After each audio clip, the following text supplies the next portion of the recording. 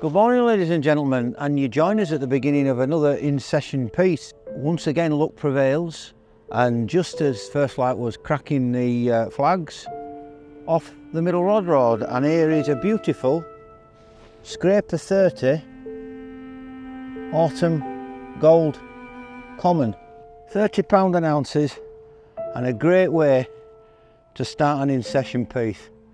We'll be describing the tactics that I adopt as we move from the summer to the autumn, and also be looking at one or two little nuggets that PB products have come up with which help me to keep fish like this coming.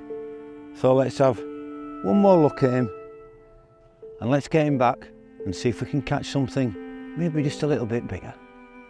Now then, ladies and gentlemen, as is always the case with session fishing, tend to reflect when I'm halfway through it. Now, we're doing this in-session piece with our good friends from 𝗃𝗶𝗺𝗏 for the PB products thing, and later on we'll be talking about some specific products that I use and how things change from summertime mentality fishing to autumn batting the hatches down. But strangely enough, we have not had what I would consider autumnal good conditions. And when we speak about the weather on sessions, I always say to people, when you get to the autumn equinox or the winter equinox or whatever one you want to call it, you tend to find that it does come with generally low pressure, southwesterly winds and precipitation. Now, without being overly smart, precipitation is just moisture, damp in the air, whether it's rain, if the temperature drops really bad, it's snow. We tend to get those things with autumn. However, here we are, halfway in the session. We've had air pressure that's not moved from 1,026. I think I got a reading last night of about 1,025.5. It's back up to 1,026 today. Little or no wind. We've had air temperatures during the day of only 13 degrees. Now, the saving grace, and one that I would beg for you all to take into consideration, is my good friend, Mr. Thermometer. Now, I always hang the thermometer up on the bivvy because I like to check the air temperatures, because although we go on the weather apps, the reality is where you are sat next to your rods is ultimately where you would measure the air temperature. And it's very similar with the water temperature. I've gone through the basics over the years of using a thermometer and casting it out and trying to get the temperature on the bottom of the lake or where I'm fishing. What I've found is routine is the way forward, and routine means that if I put a thermometer in the edge and make notes as to what that is, provided I do that every time, then a pattern will emerge via that. Currently, I'm getting a temperature of about 17 degrees, which is incredible really when you think about it for this time of year. So although I've not got particularly good air pressure and air temperature reading and wind, if you're pardon the expression, we've got very good water temperatures. So what does that mean? That basically means, and I always stress this to people, the real change in my mentality of going all out to give them something to eat is when the water temperature is between 12 degrees and 18. That's when they are still functioning at 100%. And 18 is a litmus temperature for me, because when it's 18, the male fish will still, if is their want, they still might molt, they still would do a bit of spawning, which is incredible to say that it's end of September as we're filming, but we've dropped that now, so it's less than that. So spawning is out of the window. So I'm looking to increase the amount of food that I give them. Now, over the course of this session, like I said, we're just over 24 hours into it. I've only had 2 takes. Now, under normal circumstances, 2 takes in about 26 hours ain't particularly bad if you're fishing for big fish. But latterly, I'd been doing quite well on this particular water, and I've been doing maybe 4 or 5 bites in a 24-hour period. So it's not fishing as good as it can be. But as with all fishing, you take the rough with the smooth.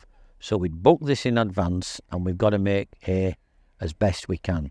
So what am I looking forward to? Trying to turn the tables so it ends up being a big fish session. Well, we've had a 𝗃𝗶𝗱𝗏𝗃, which we were very lucky and fortunate to get at first light this morning, just as it was getting light. And obviously you've seen footage of that. Lovely autumnal common, and in immaculate condition. One of those on a water that fish can come out quite often. In this particular instance rather, it was a fish that looked as though it's not been caught very often. A lovely fish, like I said, just a 𝗃𝗶𝗱𝗏𝗃. So that's fueled me somewhat. I'd had an 𝗃𝗶𝗶𝗵𝗏 about 7-8 hours into the session, so I was reasonably optimistic. Now, what I've got to try and do to turn the tables in my favour is to get them to feed more. Now, in order to do that, what you need to do is to try and work hard on changing your baiting tactics within the session. So, bait can come in many forms, and I've said this to people before. My ideology is that a boilie is a pint glass, and it's either empty, straight out of the bag, or it's got liquid in, which I've glugged, infused, hydrated into it. So there's different types of baiting scenario. I'd initially gone for bigger type baits to try and isolate the big ones into wanting to feed on one morsel, a big one, and then move on to the next big morsel.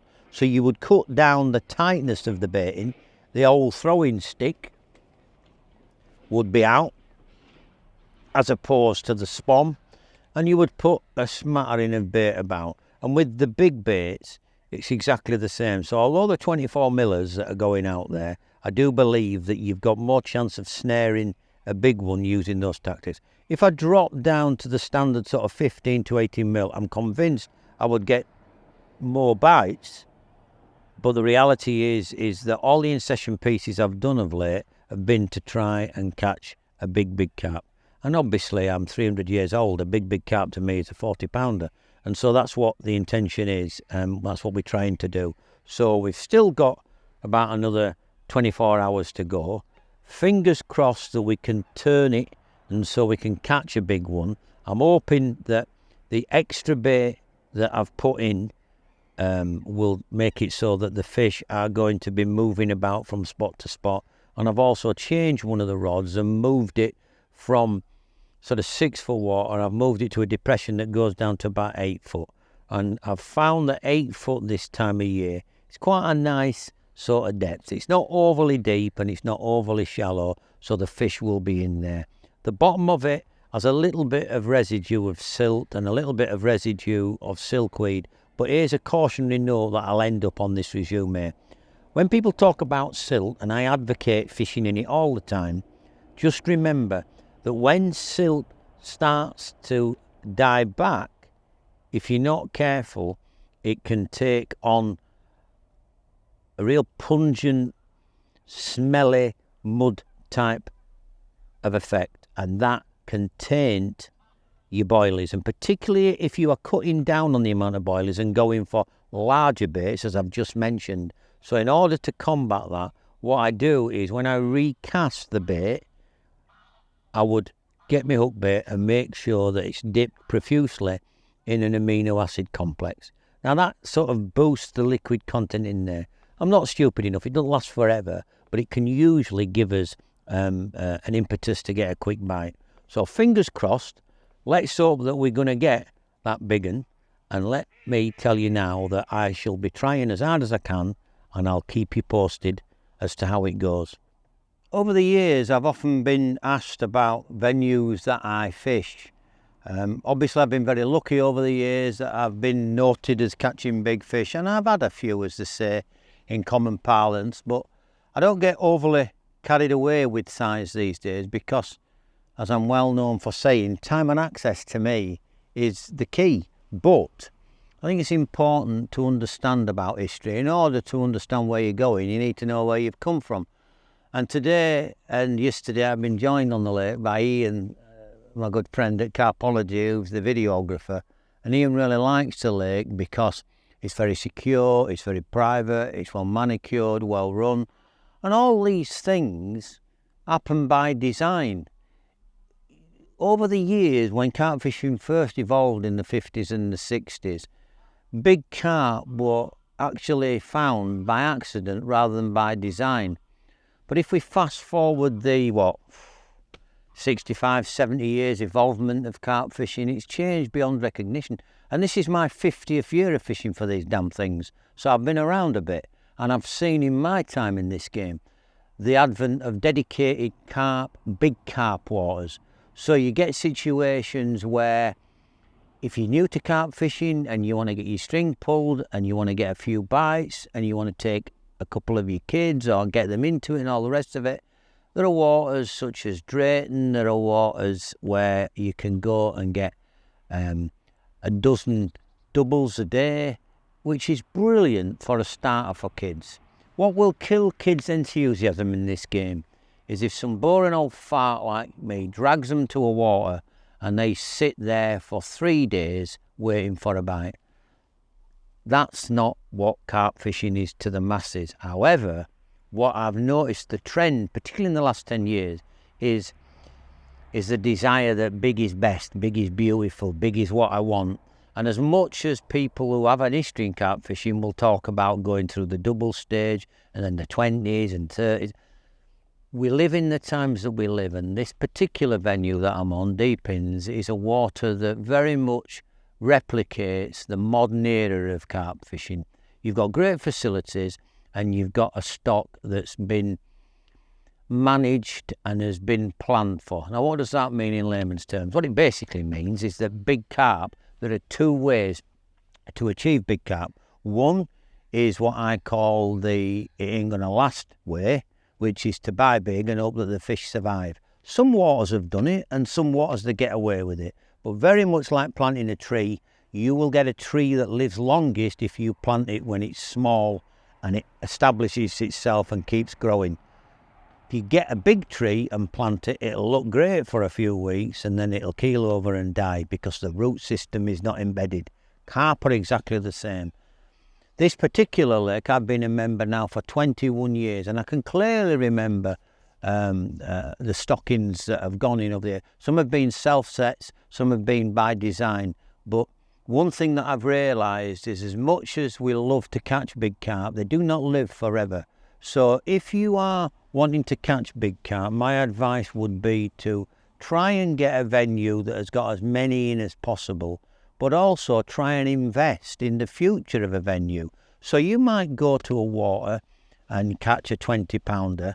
Well, God willing, in 10 years' time, and you fish in the same water, that's a 40-pounder. And I know it sounds silly and a bit eyebrow, but being around a fish that has grown over the years gives me a buzz, because we all feel then as though we've got some emotional investment in the water. And here's a prime example. I don't own this water, I've got nothing to do with it. I'm just one of many members. But because I've been here so while, I've seen the evolvement of it. And as these fish have grown and grown and grown, you have to temper your expectations and also tailor your tactics accordingly. And that little pre-ramble brings me on to the tactics that I particularly use on this. And this is a PB Products video, so please forgive me and don't shout at me, but I'm going to give a gratuitous plug now to the control mainline. Now, I've been with PB Products now for a long time, a long time, nearly 20 years. And one of the things which I always say to people is that any tackle company that is based and built around mainland Europe and landing the beasts of mainland Europe, anything in our small island that's swimming about, the tackle can cater for. And a classic example is the control mainline. Now, I've done videos, and if you look at our back catalogue of videos and instant tips, you'll see I've mentioned it a few times. But I think it's important to just talk a little bit more in depth as to not only what the attributes of the line are, but how you get the best out of them. And I think very much like a motor car, washing it, cleaning it, polishing it, not only makes it look good, but it actually stops degeneration of the car. Well, it's exactly the same with fishing line. This mono, I clean often. I will clean my line maybe every 2 or 3 weeks, and it's dead easy and simple to do. And all you need to do is understand that if you can find a field or you can find a banking that there's no one else fishing, if you walk out your line by, let's say 100 yards, I'll walk my line out, say 100 yards, and I will simply get diluted washing up liquid and get some clean cloth. And clean cloth is important because then you can see the amount of grease and dirt that comes off your line. So get some fairy liquid, drop a fairy liquid into, say, a ratio of 1 to 20, so it's quite a diluted solution. Dip that in your clean white cloth and just get your main line, trap your main line in between and walk up and down to where your rod is. When you get to your rod tip, come back. If you then look at what is on that white cloth, you'll be astounded. You'll think, where on earth has all that grease come from? Where has all that dirt come from? What it actually has done is it's taken the surface grease and dirt that's on the surface of a lake that is almost imperceptible to see, but it's there, and it's cleaned your line. Now, what does cleaning the line do? Well, it actually reverts it back to its original properties and its original form. And the clearest way you can see this is the way in which it sinks, how quick it sinks. So most of the fishing on here is medium range. There's no long range here. There's no more than 19, 20 wraps. So what you can do there is you can clearly sink your line. And one thing which I say to people who struggle with understanding how important line lay is not only is it important to sink your line, it's also important to watch how quickly it takes to sink.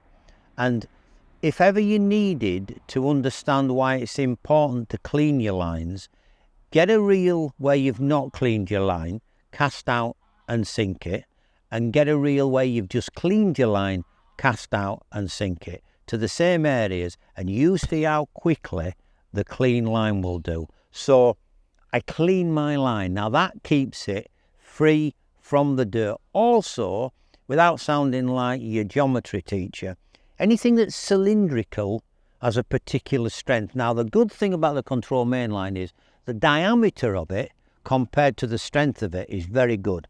I use the 33-pound breaking strain, which 20 years ago would have been as thick as my arms. Not now. The 33-pound line on the control is 0.43. Now on a lot of big fish waters, not just here but the Foundry, Grenville, they stipulate that there's a minimum requirement for your line. And I think from Grenville, top of my head, it's like 0.38. And one reason why fishery owners do this is that there is a trend to fish finer lines. And the one thing about finer lines is that they do not allow the same error of mistakes. So if you make a mistake with 33-pound line where you are not quick enough with the reel, you let the fish go into a weed bed, all of these scenarios, 33-pound line and 0.43 will allow you to make the mistakes. You go down to say 0.30 and you make a mistake in a weed bed, and that's line that's breaking, and that's potentially a tethered fish. So one thing about fishing stepped up, as we used to call it when I was a young man, which basically means using big hooks and tow rope, the reality is that if you're fishing for big fish, your mindset must be to convert every chance. Not lose a big fish and then think, oh, don't worry, another one's coming along soon. That's not the mentality. There has to be a key change. And by using the control mainline, it's ticking all the boxes for me because I've got the robustness and durability of the line. I've got the suppleness. When we were filming some of the sequences that you'll see within this film, Ian, the cameraman, said to me, said, Holmesy, he said, I'm staggered that you said that you've got 33-pound breaking strain because the line looks very supple and quite soft. And it is quite supple. And that to me is something which I've seen the change from breaking strains similar 10 years ago to now. The actual extraction of the lines now are done to such finite margin that there's no room for differences in braking strains. Sometimes people would complain that companies would put £20 braking strain on a line and it always broke at 26. Well, the reason why they did that is they didn't want to make it so that it was, oh, it's £19 braking, not 20. So they over-emphasised that it brakes at a particular point, knowing it goes far beyond that. Well, with our line, when we say it brakes at £33 line, it brakes at £33 line, because obviously we're comfortable enough to know that people now are grown-ups, and if something brakes at 24, they want to know it brakes at 24, not a £24 line that brakes at 28. So the stipulation is clear, the suppleness is there, the smoothness is there, and also one thing which is a moot point, but one I find very important, is when you use thicker monofilament, the strangulation knot that you use with it, whether it's a Palomar or whether it's a double grinner or whatever, not kinking the main line as you moisten it and draw it down is really important. Don't forget, if you have something that's cylindrical and you strangle it and turn it into a square, that will affect its braking strain. Control doesn't do that. It allows Palomar knots to be nice and tidy. There's no kinking of the line near the knot, and what I find is that fits me perfect, because the majority of the fishing on here that I undertake, because it's with big fish, they are known patrol routes, and what I do is I fish ostensibly locked up. So if you fish locked up, you've got to be confident that your gear doesn't falter on the initial take, because the initial take can be savage. So I will use a control mainline, I will use snag ears, I will also work hard at making sure that the line's sunk, and we've already mentioned that that's quite simply done by taking care of the line and not thinking that you have to replace it every time. No, you have to clean it. Get used to cleaning it, get used to looking after it, and make sure that you understand that big carp fishing is all about the conversion of chances. Hopefully, we're going to get a chance of a big fish between now and what's left of the session, and that'll prove the point. Now then, I want to try, if I may, over just 2 or 3 minutes, very quickly put a bit of technical details for those that like the technical intricacies of how I go about trying to catch these carp on these videos. One thing that people always say to me when they watch videos and clips I do is, how realistic is it? Is it as it happens? Is it staged? Is it pre-scripted? I've got to tell you, in all fairness, when you do a video like this in session, it basically is Ian, the cameraman, coming to see me, and the brief is to watch me fish and see what I do, warts and all. So whether it's a failure, whether it's a partial success or a total success, is dependent upon an in-session piece. Well, one thing which I do is there's certain things that I follow religiously, and one of them is we at PB have a large hook range, and we've got quite large sizes of hooks. We've got 2s and we've got 4s. We've also got 6s and 8s in the range, but because I'm fishing big baits and because I'm fishing for big fish, I tend to use size 2s or 4s.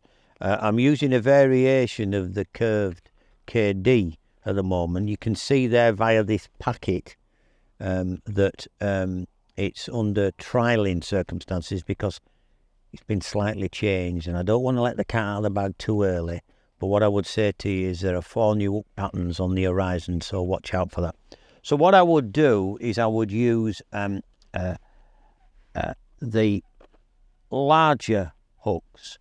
But when you actually look at the larger hooks, you can see there that, and what we're going to do is we will cover separately a separate little section about the components of the rig. But basically my rig is the weighted hook rig. Now the weighted hook rig, as I've said for many, many years, is my shot on the hook version.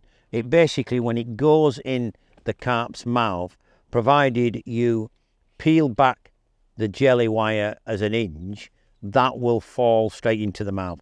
You've got the size 24mm there. Now, in order to negate any tangle. Because if you think about it, if that goes through the air and it turns on itself and that point sits in there, you can see quite clearly that what you'll end up with is a tangled hook. And I don't care if you're the best angler in the world, you ain't ever going to land a fish if it goes like that. So what I do to try and, well, not try, but to stop that ever potentially happening, is I use the mesh refill bags. Now, again, gratuitous plug time. We have small, medium, large. We've got new packaging now. It's a new PVA that we've got. It's been extensively trialled, and as a guy who uses it all the time, one of the things that's important is that it actually melts as it should do. Well, what I tend to do is I will simply have 4 18 millers straight out of the bag. In they go. Nice and tight bag. Force the baits down with your hands so that you get almost like a diamond 3D type of shape. So it's this shape, and there's a reason for that which I'll come on to. Nice and tight with the knot, snip it off, and there we can see quite clearly that's the bag. Now again, a bit anal, but I always have it so that when it's hooked in, it's hooked through the blunt end of the bag. Now what that basically means is it allows the hook bait to sit conveniently at the back. Now that is something that will not tangle at all. It goes down, it hits the deck, and as the PVA melts, you've got a lovely parcel of food. And one of the important things about creating a parcel of food is, remember, we're trying to do away with spot feeding.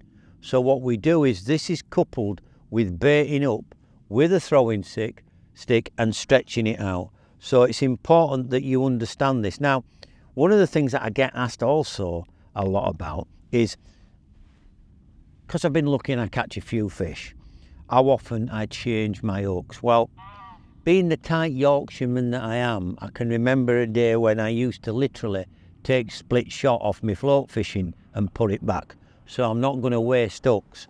Well, great news. It's been around a while, but we have what's known as the PB Products Rock, which one or two have copied it these days, and it basically is a very, how can I put it? It's a very, I'll put it in layman's terms so you can understand it. It's not a sharpening stone, but it's a block which you use to re-sharpen the point. Now, a sharpening stone to me means that you would have to put, like a file, you would put pressure on it underneath, on top, around the other 4 sides. This is different. Honestly, it is this simple. There's your hook. You simply push the point of the hook into the rock like that, and all you do is you just literally wiggle it like that. Wiggle it just a little bit. Wasn't that a song? But anyway, you just wiggle it a little bit like that, and you can see that is absolutely sharp as it comes. What it does do, and I'm not going to flannel you, is it sharpens the point, and it does take a little bit of the coating off, but not a lot. But what I find is it not only re-energizes the point, it makes it super sharp without taking too much of the diameter of the point. A lot of these people that get these jewelers files and start filing them away, if you're not careful, they're super sharp, but they're about as thick as a pubic hair, and when it actually breaks, it breaks and you're in trouble. This doesn't do that. This reinforces the property of the hook, and it is absolutely superb. So remember, when it comes to catching big carp in the colder weather, because you're not getting the same ferocious bites that you would get in the warmer summer climates, you need to make sure that your tackle doesn't let you down. By using big, strong, sharp hooks in cahoots with the weighted hook, every chance you get a winner. Here we are, we're going into the witching hour. We're in the last throes of daylight on the last night of the in-session piece. And what's the feelings? Well, mixed emotions really. There's a lot of optimism still in my veins. There's a lot of hope, and I'm hoping that that's transmitted to the fish. But what we can do is just think that we've done as best. We've set the traps, we've recast, I've put some freshly soaked hook baits on. We're in the right spot. We've seen fish. I know fish are in this area.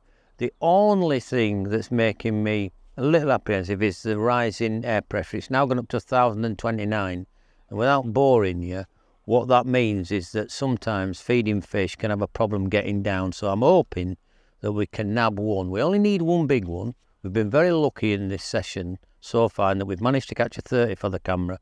Wouldn't it be nice if we could finish it off with a bigger fish? But let's see what tonight brings. We'll give you an update in the morning, but fingers crossed that it's going to happen. We'll be trying.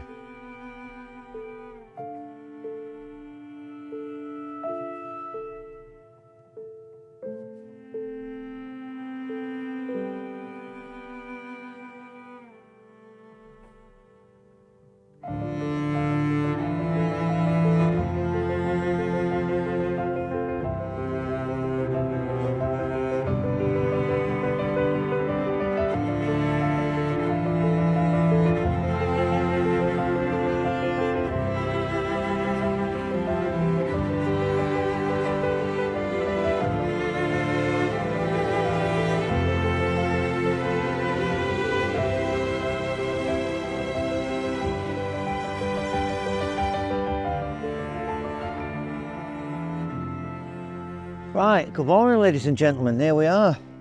The morning after an eventful night.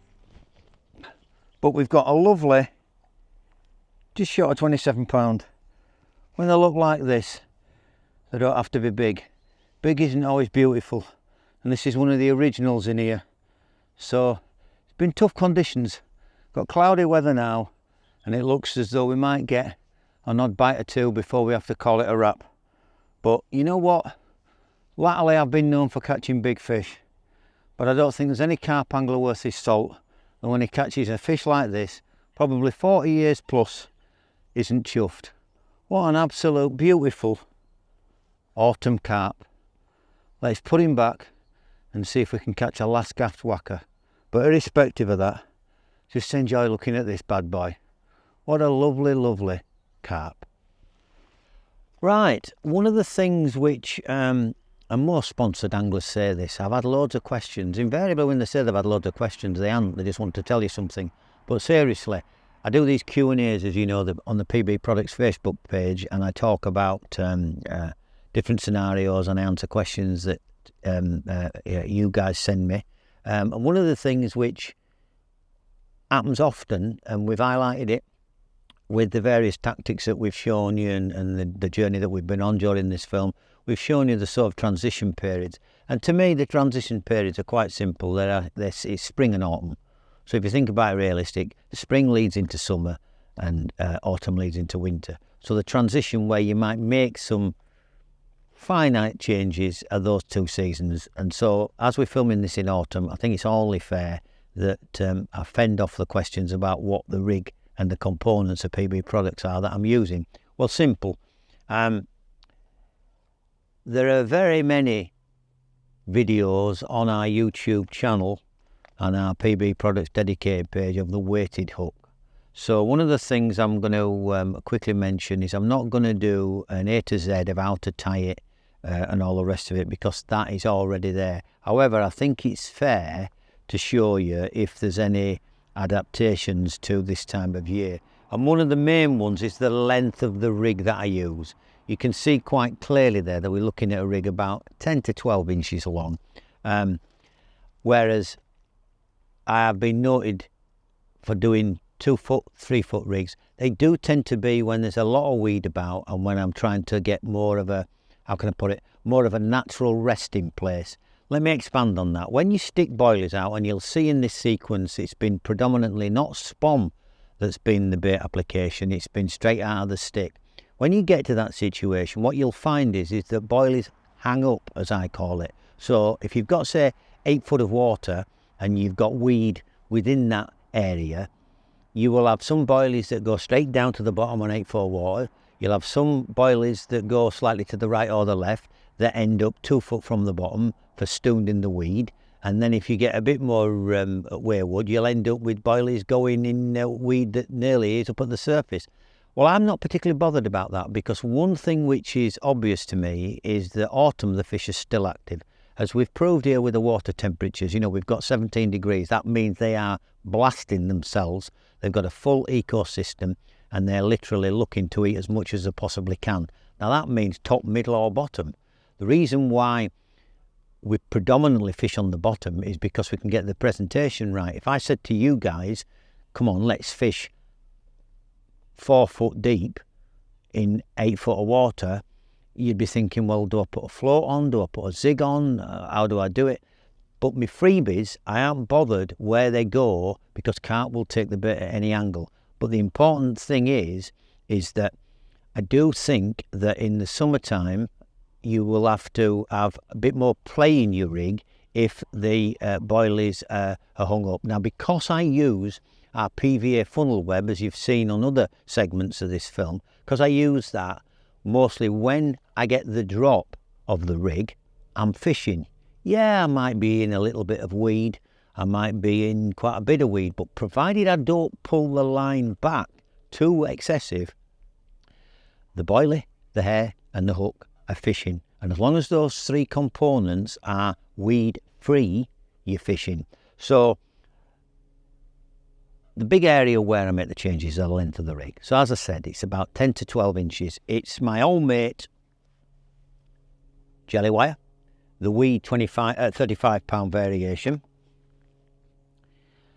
I use a multi-rig, so what I do with a multi-rig is I tend to use the line threaders to go through the eye of the hook and pull the jelly wire back. We use the large rig rings and we use the bigger shrink tubing, and that's very important.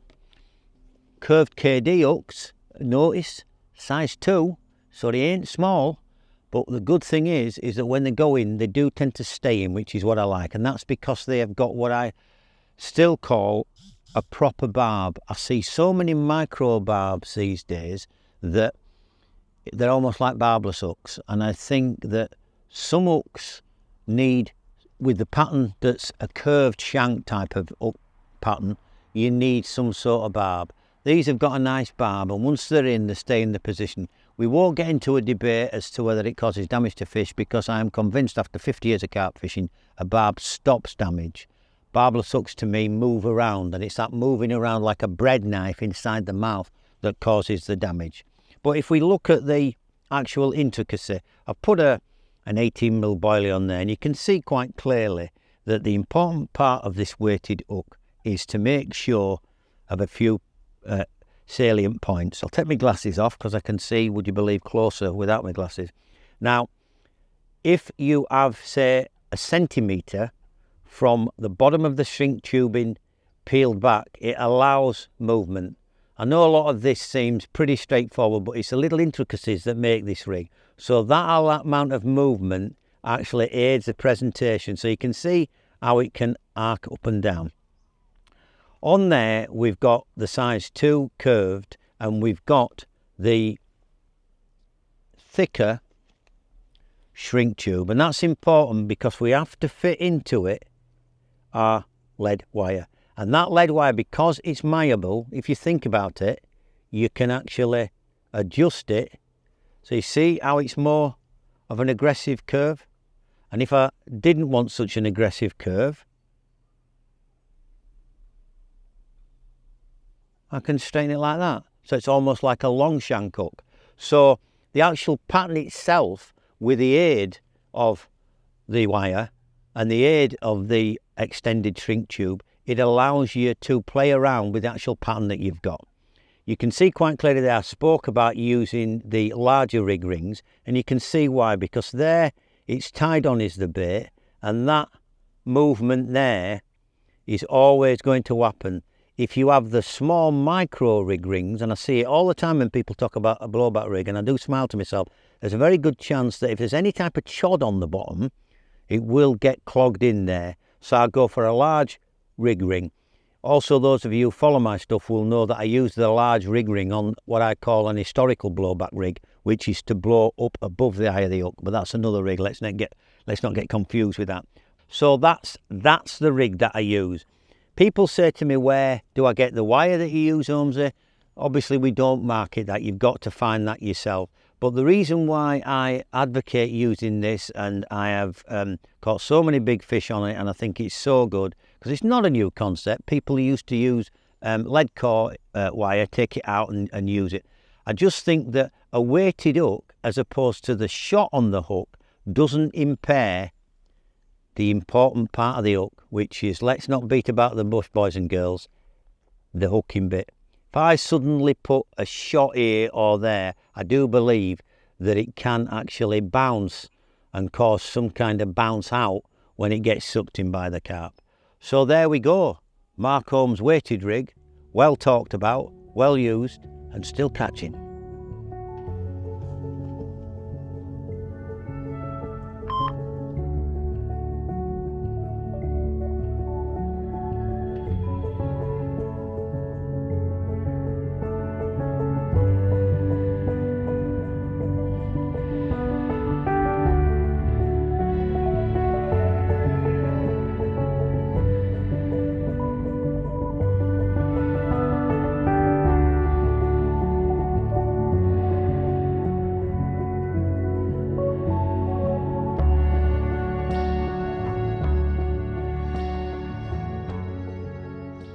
Right, ladies and gentlemen, here we are at the end of the session, and it's one of those quite reflective mood for me. We've managed to catch another one, and he's another 30. So in a session that's produced 2 UK 30-pound commons, a bonny looking 27 mirror, just before we go into winter, you've got to be happy with that. I'm certainly happy with it. Yeah, maybe we could do better. This is a big fish water, so I'm trying my best to catch a big one for the camera as always. Unfortunately, Ian's got to go now, but the 𝗲𝗷𝗵𝗵𝗵 might just be appearing if I can manage to. I'm going to wheedle it, and on my bending knees to my good lady to wheedle another night. So I'm going to have another night here, so maybe I can get a last gasp whacker and we can somehow festoon it on to this picture. But I hope that you've enjoyed it. I hope that you've learned something and it's been entertaining, and I hope that you've realised that this time of year, and even the darker nights and the colder weather to come, it's a great time to be carp fishing, because the fish themselves are in cracking condition, and if we ever needed proof of it, let's hoist this chap up to show you. Come on, be good to me. He's an angry chap. There we go, ladies and gentlemen. What about that? An old English 30-pound late autumn bar of gold. Don't come much better. So get yourself out there, get yourself warmed up, get yourself on the best PB products that you can get, which are the hooks, which are the line, which are all the stuff that you need to land it, a good bait, a bit of consistency, and this could be you saying, thanks for coming, and we'll see you again soon.